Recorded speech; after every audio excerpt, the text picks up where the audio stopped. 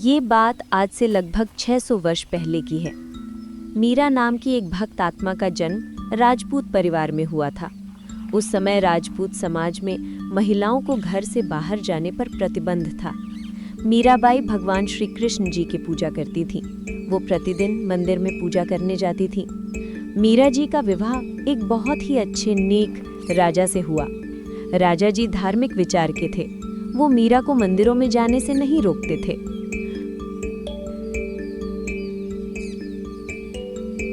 कुछ वर्षों के बाद मीरा जी के पति की मृत्यु हो गई।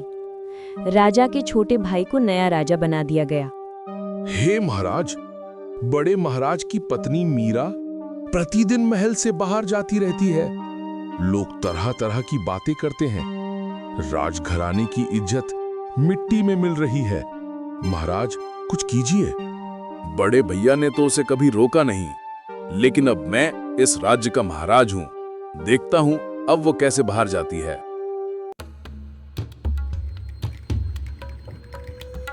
मीरा, एक बात ध्यान से सुन ले।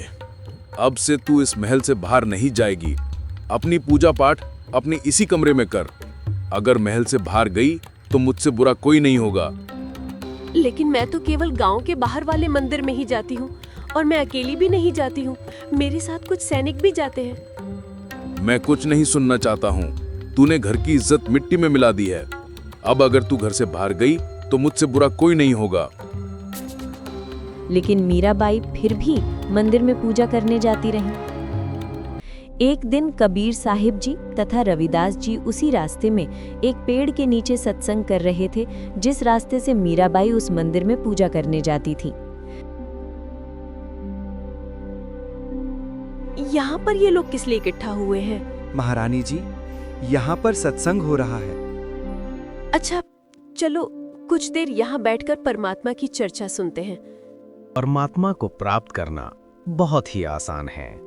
बस आपको परमात्मा को प्राप्त कराने वाली सही भक्ति साधना का ज्ञान होना चाहिए।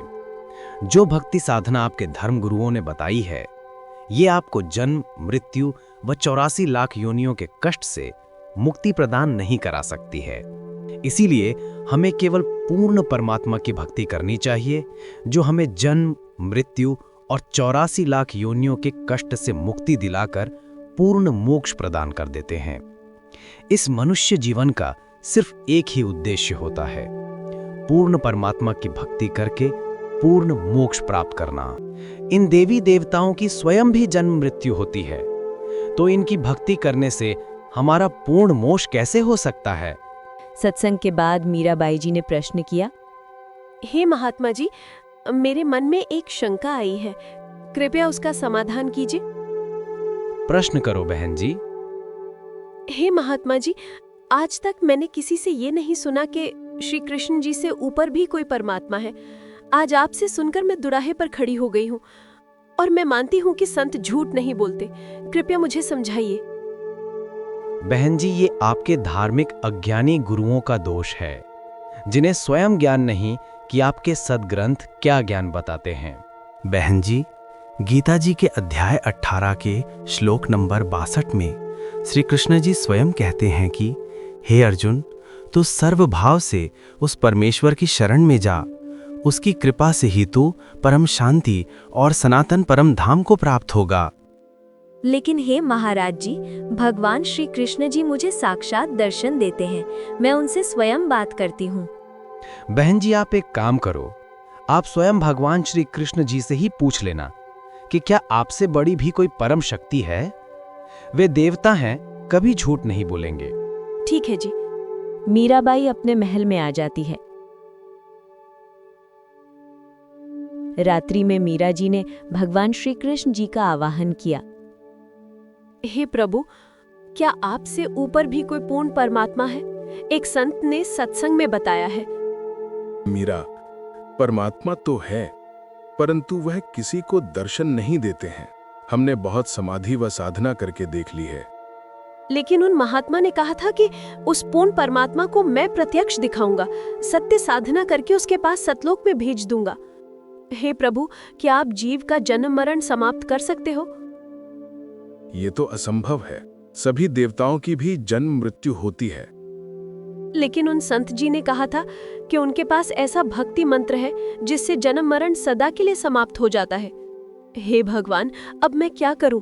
मुझे तो अपना पूर्ण मोक्ष कराना है। मीरा, आप उस संत की शरण ग्रहण करके अपना कल्याण कराओ। मुझे जितना ज्ञान था वो मैंने आपको बता दिया है। मीरा जी अगले दिन उसी स्थान पर पहुंच जाती हैं जहां पर कबीर साहिब जी सत्संग कर रहे थे।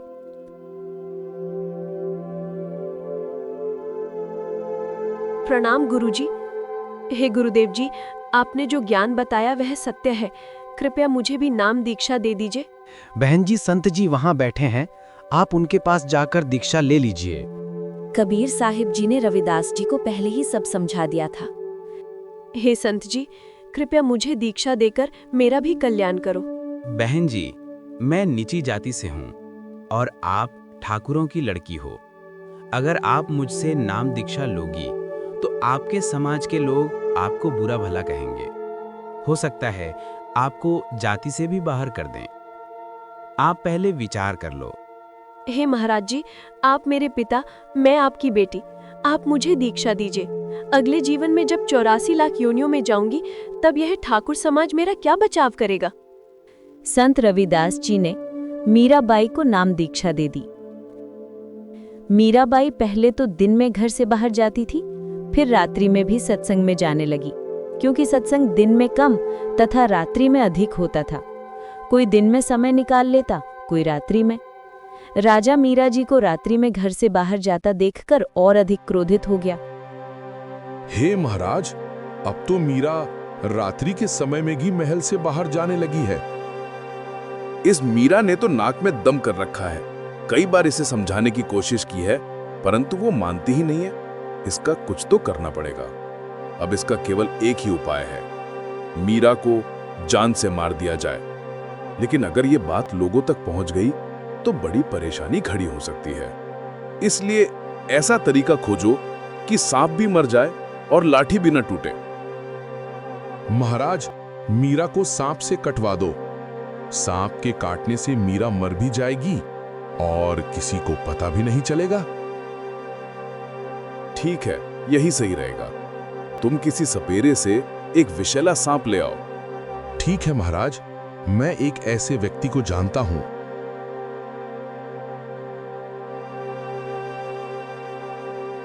हमें एक ऐसा सर्प ला दे कि डिब्बे को खोलते ही खोलने वाले को डंक मारे और व्यक्ति मर जाए।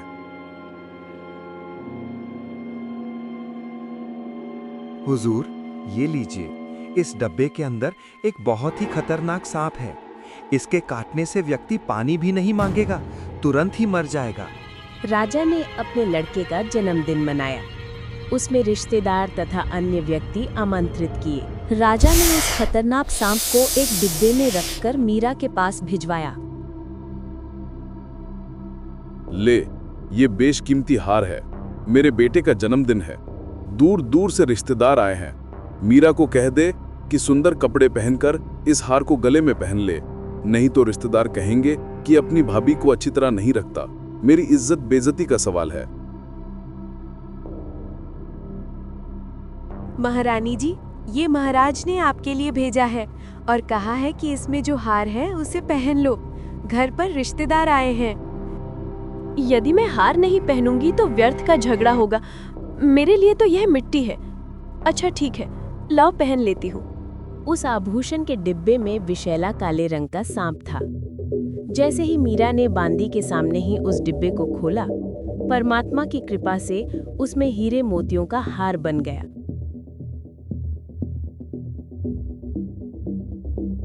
महाराज, अब तक तो सांप ने मीरा को डस लिया होगा और वो मर चुकी होगी। हाँ, आज सबके सामने सर्प डंग से मीरा की मृत्यु हो जाएगी तो सबको विश्वास हो जाएगा कि इसमें राजा का कोई हाथ नहीं है। कुछ समय के बाद सभी लोग मीरा के महल में गए। मीराबाई जी के गले में सुंदर महंगा हार देखकर राणा बौखला गया। ये कीमती हार तू अपने किस यार से लाई है? अब समझा, इसीलिए तू दिन रात हवेली से बाहर जाती थी। महाराज, ये हार आपने ही तो बांदी के द्वारा भिजवाया था। ये वही तो है। वो डिब्बा कहाँ है जो तुझे दिया था? ये रहा राजा जी, जो आपने भेजा था। राजा क्रोध से वापस आ जाता है। मीराबाई जी के आंखों में आंसू आ गए। आखिर मीरा बच कैसे गई?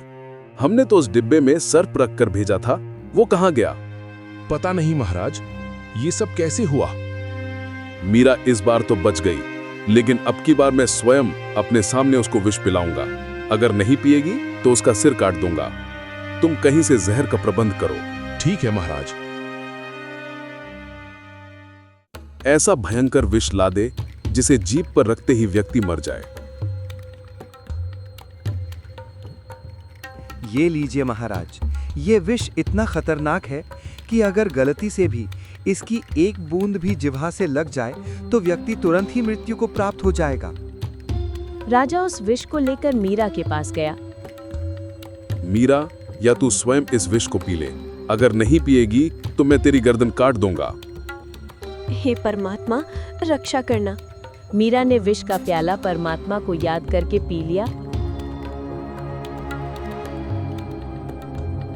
लेकिन उन्हें कुछ नहीं हुआ। वो विष परमात्मा की दया से अमृत बन गया।